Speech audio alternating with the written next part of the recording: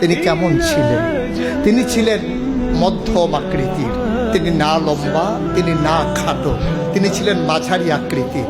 তিনি কখনো বা যখন লক্ষ মানুষের সামনে দাঁড়াতেন, যেমন বিদায় হজের ভাষণের সময় ওই দিন আরাফার ময়দানে লোক ছিল 1,40,000। তিনি আস্তে করে যখন দাঁড়ালেন, 1,40,000 যদি মানুষ এক জায়গায় থাকে, সবাই কি একরকম না? ছোট বড় আছে, লম্বা খাটো আছে নাকি নাই? তো নবীজিও মাঝারি আকৃতি, তাহলে ওনার চাইতে লম্বা লোক তো কয়েক হাজার হবে।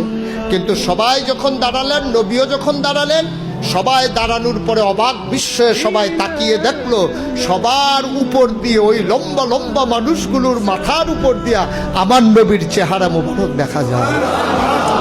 এটা হচ্ছে মুআজ্জাজা, স্পেশাল কোয়ালিটি, অনন্য বৈশিষ্ট্য। এটা নবুয়তের, নবীর জন্যই নির্দিষ্ট। এটা আপনি হবেন না। আপনি আরো লম্বা হইলেও দেখা যাবে সবার উপর দিয়ে আপনাকে দেখা যাবে না। কিন্তু নবীজি যখন দাঁড়াতেন, সবাই তাকিয়ে দেখতেন, সবার উপর দিয়ে সেই চাঁদ মুখটা যেন উজ্জ্বল, সেই পূর্ণিমার, চতুর্দশী পূর্ণিমার চাঁদের মতো যেন হাসতেছে।